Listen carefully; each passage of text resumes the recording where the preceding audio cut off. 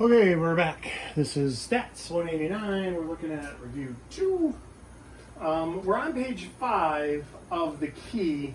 I guess on the actual review, this still falls on page 4, number 25. So number 25 says, suppose age of a car in the U.S. is normally distributed with a mean of 8.3 years, standard deviation of 0.7. Find the age at the 84th percentile. So this is going to be a little tricky. The 84th percentile means we would want to use this equation. Z is equal to x minus the mean, I guess that's the mu, over the standard deviation. Okay, they gave us the mean, they gave us the standard deviation. We have to find the z-score that corresponds with the 84th percentile. So that is 0.8400. And that can be one of two z-scores. We could use 1.00, which I think I did, or you could use 0.99, which would also be fine.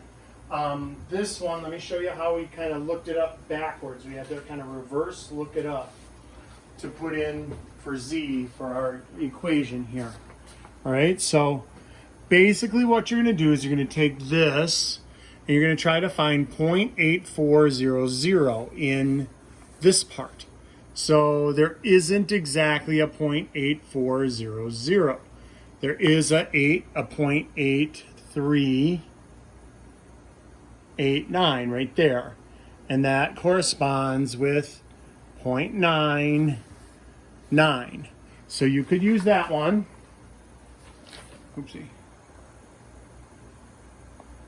Sorry, I caught on the. We could use that one, the 0.8389, or if you look at 1.0, that's 0.8413, which is right here, 0.8413, and that's at 1.00. So I think I stuck with this one, it's easier. This one is actually a little closer, right? This is 0.0011 away from it, and 0.0011, and this is 0.0013. But close enough, either way is fine. I used this one just because it was easier to put a 1 right there. X we don't know, we know 8.3 right there, and then 0.7 right here. Now, you cross multiply and solve. So this is kind of over 1. Cross multiply and solve. So that is x minus 8.3 times 1 is just x minus 8.3. That's what happens here. And then 1 times 0.7 is just 0.7. And now you solve this equation by adding 0.83 to both sides. And then it works out to be exactly 9 years. Now, if you use 0.99 instead, I think it works out to be like 9.1 and or 8.99, which it says round to the nearest year. So you're going to get 9 years whether you use this 0.99 or whether you use this one. Okay? So that is a tricky one. We had to use the formula backwards, sort of, cross multiply and solve, and add little tiny bit of pre-algebra there, and then also we had to look it up backwards. Like they gave us the 84th percentile, and we had to kind of find the z that went along with that. So that was a little tricky one. Let's look at 26. Average number of potholes per 10 miles of paved U.S. roads is 130. Assume this variable is approximately normally distributed with a standard deviation of 5. Find the probability that a randomly selected road has less than 125 potholes. Okay. So let's do number 26.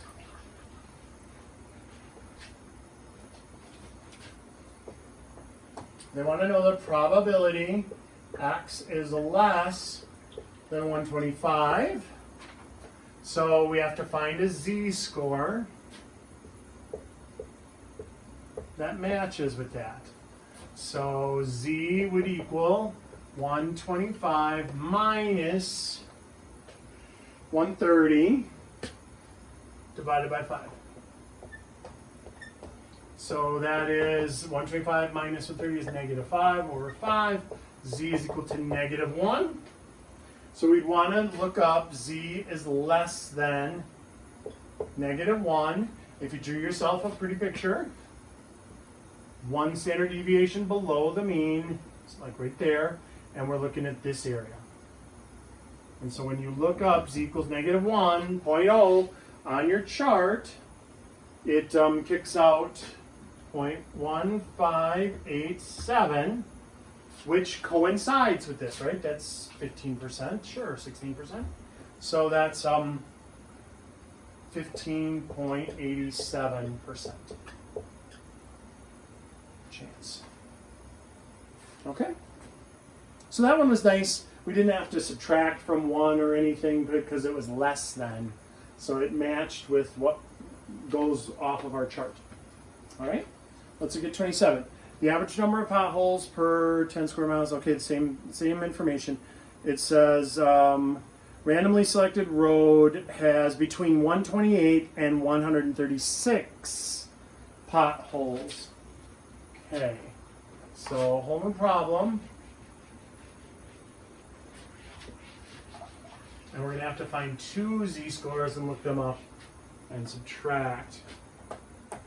So a little more work on this one. So the probability that it's between 128 and 136. So we're going to find a z-score for 128. That would be 128 minus the 130 divided by 5.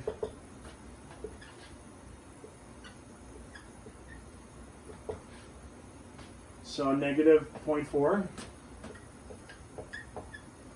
And a z-score for 136. Little sub numbers don't mean anything mathematically. It's just I want to use z multiple times. I don't want it to be confused. So this is z for 128. This is z sub 136.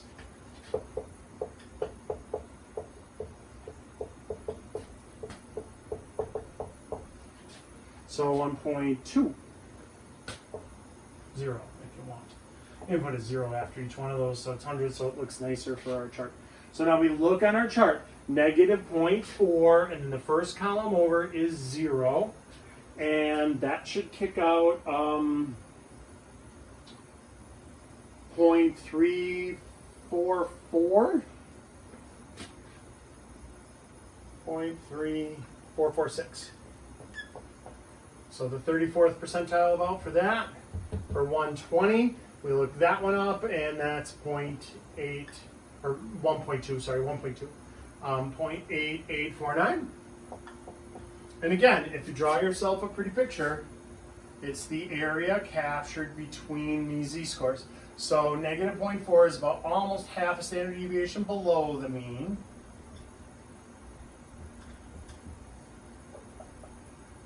And that area is from here down. And then 1.2 is a 1 standard deviation above the mean, is like right dead center. So z is equal to 1.2. And that is from here down almost 90%, like there. And so 90% minus 35%, that's roughly what we're going to get. But it's going to be this area in between. And so you do 0.8849 minus 0.3446. And there's our solution, 0.5403, or 54.03% chance that it would be in that range. All right, that's 27. Let's look at 28. The average price of a laptop is $949. If the prices are approximately normally distributed and a standard deviation is $100, What is the probability a randomly selected laptop costs more than $1,200?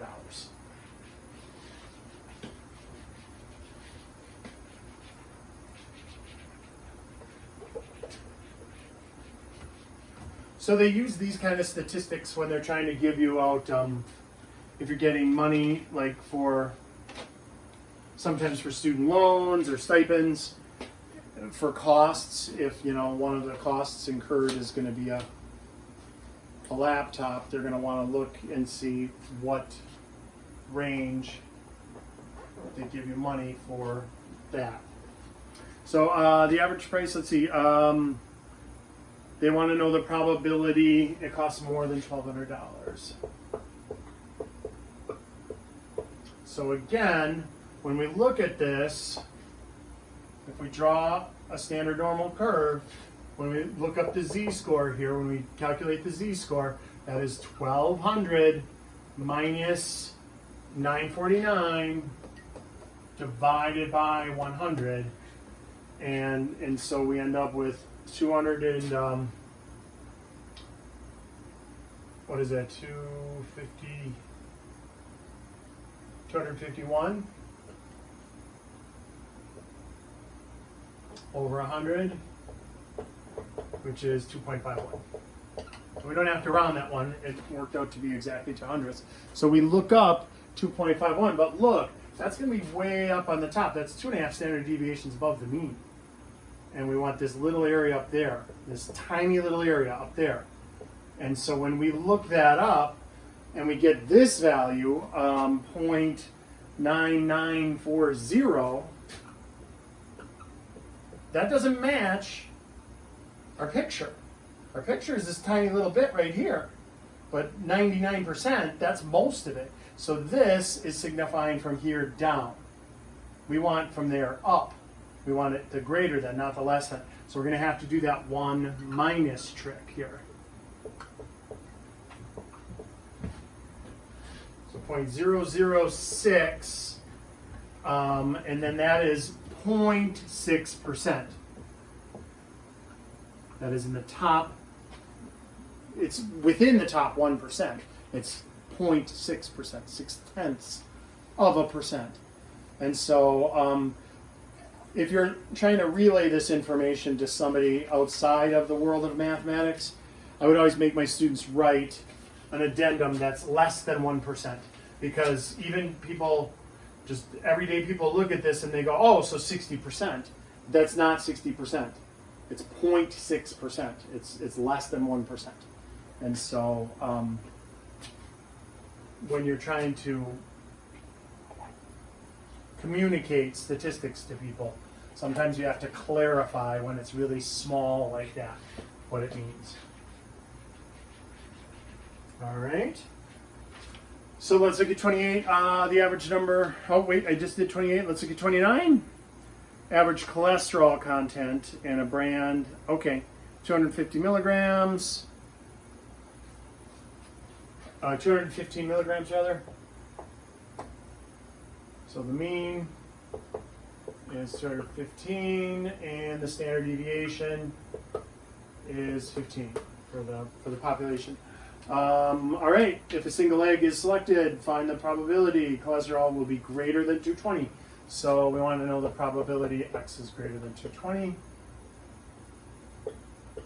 So again, we find the z-score that matches with that. That's 220 minus 215 divided by 15. That's 5/15, which is a z-score of 0.3 repeating. We'll just cut it off at 0.33. So when we look that up, though, remember we want the above that. So just a little bit above, we want this area.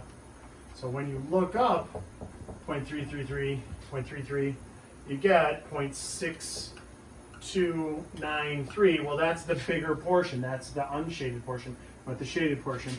So because it's greater than, again, we have to do the 1 minus 0.6293. And that ends up as 0.3707. So about 63%, 37%.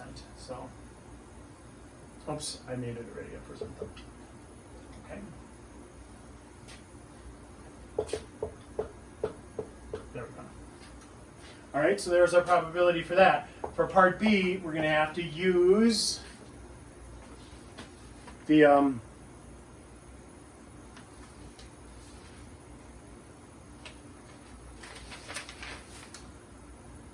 same one that we used earlier for the cheetah problem.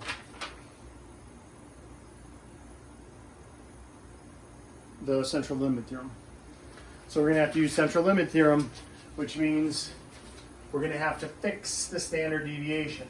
So this one, they want to know, hey, what is the probability it's greater than 220 when it's taken out of a sample of 25 eggs? Well, this is going to be a different standard deviation now. When we find z for this sample one, we're going to do 220 minus 215 again, but 15 divided by the square root of 25. So instead of having a standard deviation of 15, it's now going to have a standard deviation of 3, because 15 divided by 5 is 3. And that's, 5 on the top. So 5/3. So that is going to be a very different picture. 1 point, a z-score of 1.66666, we'll call it 1.67. And now when we look that up, it's going to be 0.9525. So a lot different, way up here, okay? And so a much smaller probability is going to occur, 1 minus 0.9525. It's still the top end, but it's way up there because it's out of a sample of 25. So it would be unlikely that you would have this larger when its average is 215 when you only have a sample of 25. And so that's a lot less likely to occur. So 0.0475, and we'll call that 4.75%. So we go from 37% almost down to 5% when you take it out of a sample instead of out of the whole population. All right? And then the last one, 30. In a sample of 15 flights, the average flight delay is 27 minutes with a standard deviation of 4.8. Assume the flight delays follow a normal distribution. Find the probability you are delayed less than 25 minutes. Okay, so same. A lot of the same here in chapter 6. You find the z-score, you look it up on the chart, you decide if it matches your picture. If it's less than, it will likely match your picture. You won't have to change anything, just change it into a percent. If it's greater than, you usually have to do 1 minus. And so this one, they want to know the probability that we're delayed less than 25 minutes. Okay, good. That means on our picture, it's going to be on the low end. It's going to be down here. Z is going to equal 25 minus 27 divided by 4.8. So not lovely numbers, -2 over 4.8. Use your calculator. Oh, wait. Wait, there's more. This was out of a sample of 15, so hold the phone. We don't get to use 4.8. We have to divide that by the square root of 15. So that's -2 over 4.8 divided by the square root of 15, which turns out to be 1.23. So much less variation in only 15 flights. 1.2394, we'll call it. And so -2 divided by that, we get a z-score of -1.61. So this little added part is because it's out of a sample of 15. So we have to use the central limit theorem. and find the standard error instead of using just the standard deviation of the population. All right? We still get to use 27 for the mean, but the standard deviation has to be fixed. So it's still nice that we don't have to look up, we don't have to subtract from 1, because we got negative 1.61, and they want to know less than that. So when we look up negative 1.61, 1.6 on the left, and then you follow it over until it says 1 on the top, 0.01. So the second column down, and that is 0.0537, or 5.37%.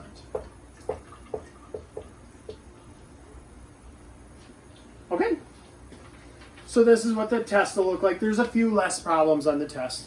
This has 30, the test has 25. So good luck on the test.